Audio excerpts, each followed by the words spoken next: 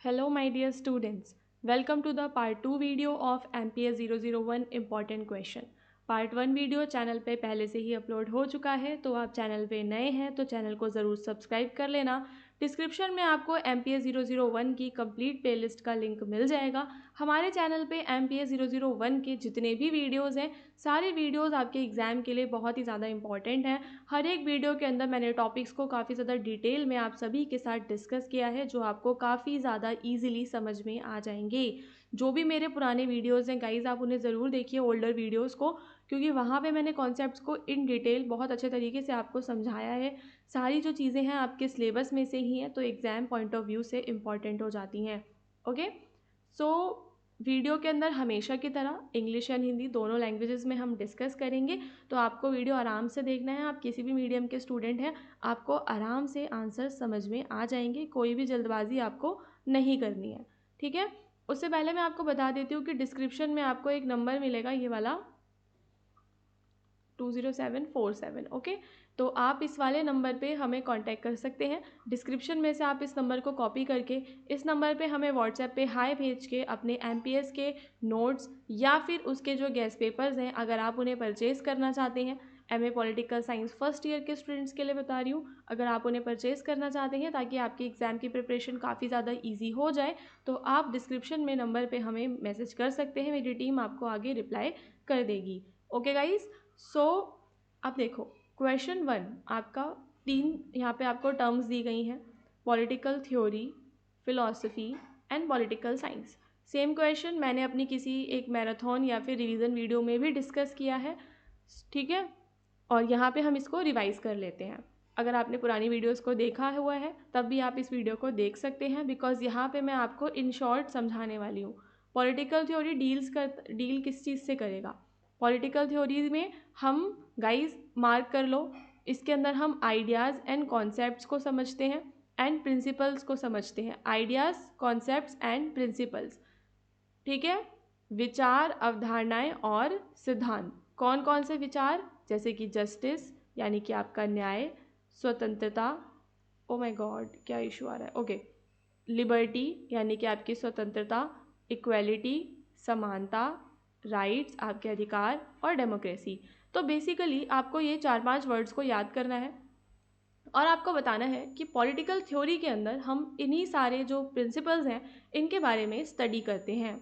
It seeks to understand the meaning and significance of these political concepts, कि आखिरकार real में justice क्या होता है ना, या फिर स्वतंत्रता क्या है, समानता कब आएगी। तो इस तरीके के जो विचार और अवधारणाएं हैं, इनका पूरा कंप्लीट अध्ययन इसमें किया जाता है, ठीक है। यह इन राजनीतिक अवधारणाओं के अर्थ और महत्व को समझने का प्रयास करता है और यह देखता है कि ये मानव व्यवहार, शासन और समाज को कैसे प्रभावित करती हैं।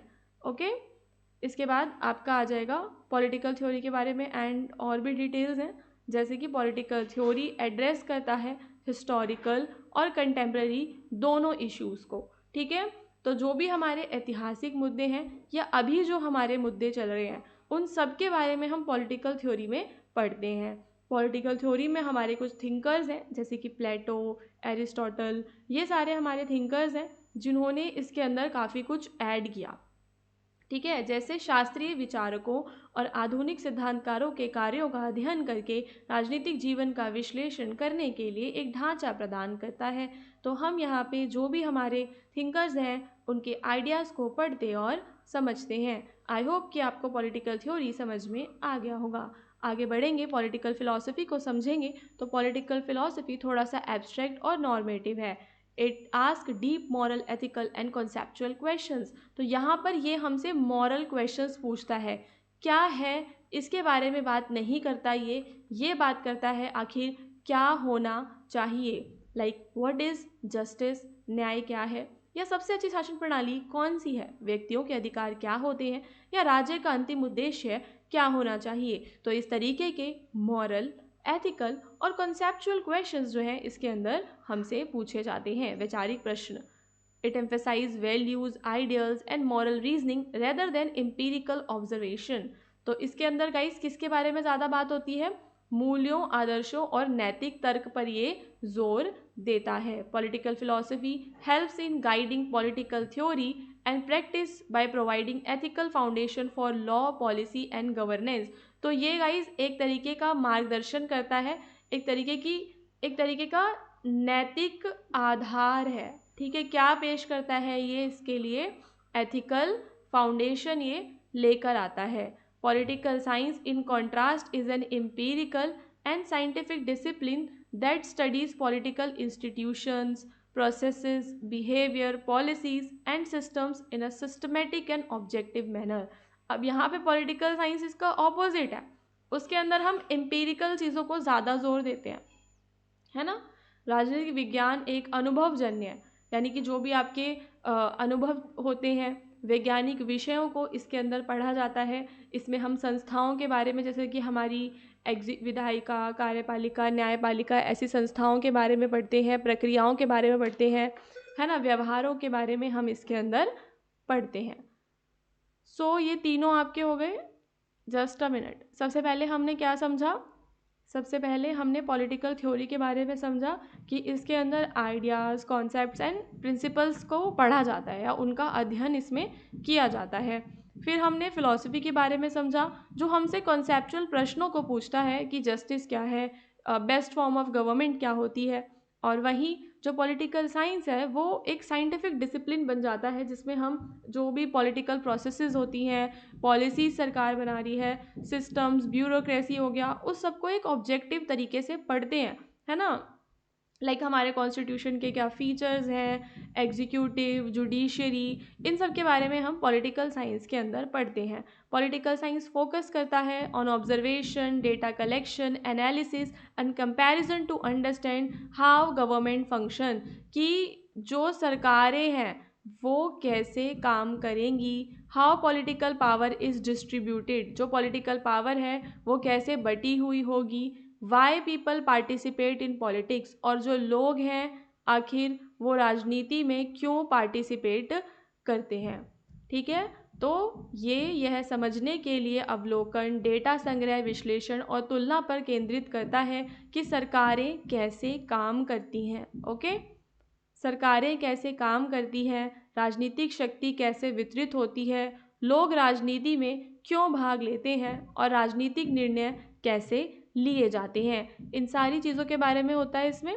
सो while political theory and philosophy deal with normative questions about what ought to be, आखिर क्या होना चाहिए, पॉलिटिकल साइंस डील करता है पॉजिटिव क्वेश्चंस के से, लाइक व्हाट एक्चुअली इज, आखिर है क्या। ठीक है, ओके, तो दोनों ये क्या राजनीतिक सिद्धांत और जो दर्शन है दोनों पूछते हैं क्या होना चाहिए, पर विज्ञान जो है वो बताता है कि वास्तव में क्या है। ठीक है, रियलिटी आखिर क्या है, इसके बारे में यहाँ पे बात होती है। So in short, political theory and philosophy provide the ideas, principles and moral guidance, whereas political science provides the methods. Political science हमें क्या प्रोवाइड कर रहा है, मेथड्स प्रोवाइड कर रहा है, टूल्स को प्रोवाइड कर रहा है, एंड एक तरीके का एम्पिरिकल एनालिसिस हमें प्रोवाइड कर रहा है ताकि हम पॉलिटिकल रियलिटी को समझ सकें। इसके बाद हम अगला क्वेश्चन देखेंगे, जहाँ पे हमें कार्ल मार्क्स का जो कंट्रीब्यूशन है, describe the contribution of Karl Marx to political theory. Political theory में इसका कंट्रीब्यूशन क्या है उसको समझेंगे। कार्ल मार्क्स का जो क्वेश्चन है कई बार आता है गाइस एग्जाम में, तो मेरी ओल्डर वीडियोस में भी मैंने कार्ल मार्क्स को कवर किया है और काफ़ी अच्छे तरीके से मैंने इसके बारे में समझाया है। तो मैं ज़रूर आप सभी से एक रिक्वेस्ट करूँगी कि डिस्क्रिप्शन में आपको MPS 001 की कंप्लीट प्लेलिस्ट मिलेगी, तो अगर आपके पास टाइम है तो आप मेरी ओल्डर वीडियोस को ज़रूर देखिए और वहाँ से अपने सिलेबस को कंप्लीट कीजिए, वहाँ से आप अपने खुद के नोट्स बनाइए ताकि आपके एग्ज़ाम में अच्छे तरीके से हेल्प हो सके। ओके, सो एंड आपके कुछ भी डाउट्स हैं तो आप कमेंट करके बता देना वीडियो के नीचे, या फिर हमारा व्हाट्सएप नंबर भी है, आप वहाँ पे अपनी क्वारीज़ को भेज सकते हैं कि एग्ज़ाम का प्रिपरेशन कैसे करना है, कब कौन सा एग्ज़ाम होगा, आपके मतलब जो भी डाउट्स होते हैं उससे पहले आप पूछ सकते हैं। ठीक है, okay, now just a minute, Karl Marx वाला क्वेश्चन स्टार्ट करेंगे। तो who was Karl Marx? So he was one of the most influential thinkers in the field of political theory. Political theory की फील्ड में ये एक बहुत ही प्रभावशाली विचारकों में से एक हैं। उनके जो आइडियाज़ हैं, उनके आइडियाज़ में हम क्लास स्ट्रगल के बारे में पढ़ते हैं, जिसमें वो वर्ग संघर्ष के बारे में बताते हैं कि कैसे अमीर और गरीब वर्गों के बीच में जो संघर्ष होता है। एक उनका बहुत ही फेमस आइडिया है हिस्टोरिकल मटीरियलिज्म का, हम उसको पढ़ते हैं, ठीक है। और एक आइडिया है क्रिटिक ऑफ कैपिटलिज्म, जिसके अंदर वो पूंजीवाद की आलोचना करते हैं। So these are the main 3 ideas जिनके बारे में हमने पॉलिटिकल थ्योरी अपनी इस किताब में पढ़ा है। मार्क्स आर्ग्यू करते हैं that society is divided into classes. जो समाज है वो 2 वर्गों में बटा हुआ है। 2 मेन क्लासेस हैं, एक है हमारी बुर्जुआजी और दूसरी है हमारी प्लोरिटेरिएट क्लास। जो हमारी बुर्जुआजी यानी कि जो कैपिटलिस्ट जो क्लास है, वो इस वर्किंग क्लास का क्या करती है गाइज, शोषण करती है। He believe that history is a story of class struggle where the ruling class exploit the working class. तो उनका विश्वास हमेशा से ये रहा है कि जो रूलिंग क्लास है वो क्या करती है गाइज, वर्किंग क्लास को एक्सप्लॉइट करती है। एंड एक ऐसा टाइम आता है जब ये श्रमिक वर्ग जो है ये क्रांति की ओर जाता है, ये इस रूलिंग क्लास के खिलाफ खड़ा हो जाता है और क्रांति करता है। For example marks analyse the industrial revolution in Europe. तो यूरोप के अंदर जो इंडस्ट्रियल रेवोल्यूशन हुआ वहाँ पे उन्होंने उसको पूरा एनालाइज किया है और उन्होंने बताया है कि जो फैक्ट्री ओनर्स थे वो वर्कर्स को एक्सप्लॉइट किया करते थे अपने प्रॉफिट के लिए, जिसकी वजह से समाज में बहुत ही ज़्यादा इनइक्वालिटी आ गई थी। लोगों की जो लिविंग कंडीशंस थी वो काफ़ी ज़्यादा, वर्किंग क्लास की जो लिविंग कंडीशंस हैं वो बहुत ही पुअर थी। तो इसकी वजह से वहाँ पे रेवोल्यूशन आया। तो रेवोल्यूशन के पीछे के कारणों के बारे में वो चर्चा करते हैं कि जब भी बुर्जुआजी दूसरा जो हमारा वर्ग है उसका शोषण करता है, तो एक ऐसा टाइम आता है जब हमारा जो श्रमिक वर्ग है वो उसके खिलाफ खड़ा हो जाता है। फिर वो एक और कॉन्सेप्ट लेकर आए, जो उनका कॉन्सेप्ट है दोस्तों हिस्टोरिकल मटीरियलिज्म का, जो सजेस्ट करता है that economic structure determine the political and social super structure of the society. तो भौतिकवाद की अवधारणा प्रस्तुत की जो बताती है कि आर्थिक संरचनाएं समाज की राजनीति और सामाजिक संरचना को निर्धारित, कि हमारा समाज कैसा होगा वो पूरा का पूरा हमारी आर्थिक संरचना पे बेस्ड है। लाइक अगर हमारे समाज के अंदर रिच एंड पुअर के बीच में बहुत ही ज़्यादा गैप है तो अलग सोसाइटी होती है ना। या फिर अगर रिसोर्सेज सबके पास बराबर हैं तो समाज अलग होता है। सो उन्होंने एक ऐसे समाज के बारे में, एक ऐसे समाज का आइडिया प्रस्तुत किया जिसमें वो बात करते हैं क्लासलेस सोसाइटी की। ओके, क्लासलेस समाज में किसी भी तरीके का कोई भी क्लास वाला जो वर्गीकरण है वो नहीं होगा। एक ही क्लास होगी। जो भी मीन्स ऑफ प्रोडक्शन है वो कम्युनली ओन होंगे, यानी कि सामूहिक स्वामित्व होगा। एक्सप्लॉयटेशन और इनइक्वालिटी वहाँ पर नहीं होगी। तो हिस्टोरिकल मटीरियलिज्म में ही उन्होंने इस क्लासलेस सोसाइटी की जो अवधारणा है वो प्रस्तुत की है। So an example of Marx influence can be seen in the Russian revolution. तो कार्ल मार्क्स का जो एक आइडियाज से जो इन्फ्लुएंस हम देखते हैं वो हमें रशियन रेवोल्यूशन में देखने के लिए मिलता है, where the idea of overthrowing the capitalist system and establishing a socialist state were inspired by Marxist theory. तो जहाँ पे कैपिटलिस्ट सिस्टम को पूरा हटा के उखाड़ फेंका गया था। In political theory Marx contribution lies in emphasizing the material condition of society, the role of economic power and the idea that political change comes through collective action and class struggle.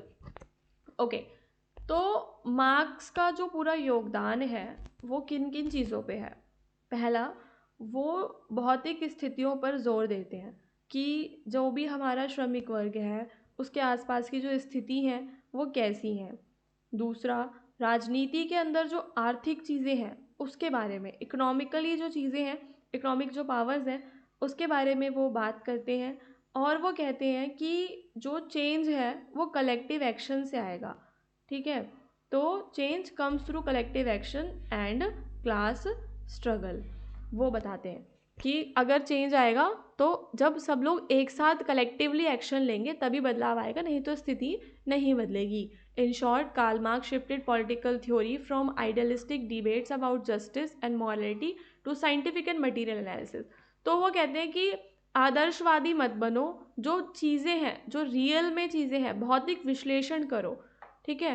इसके बारे में वो बताते हैं। I hope कि आपको 2 question समझ में आ गए होंगे। थोड़ी सी लैंग्वेज इस वीडियो में टफ हो गई थी, बट मैं कोशिश करूँगी कि फ्यूचर वीडियोज़ में मैं लैंग्वेज काफ़ी ज़्यादा आप सभी के लिए ईजी रखूँ। बट जो मेरी गाइज ओल्डर वीडियोज़ हैं उसके अंदर आपको एकदम ईजी लैंग्वेज मिल जाएगी। तो आप चैनल को सब्सक्राइब करके डिस्क्रिप्शन में जो गिवन है लिंक, वहाँ से पूरी की पूरी कंप्लीट प्लेलिस्ट को देख लो। MPS 1 के एग्ज़ाम के लिए बस उतना पढ़ना ही आपके लिए काफ़ी है, वहाँ से आप इजीली पास हो जाओगे।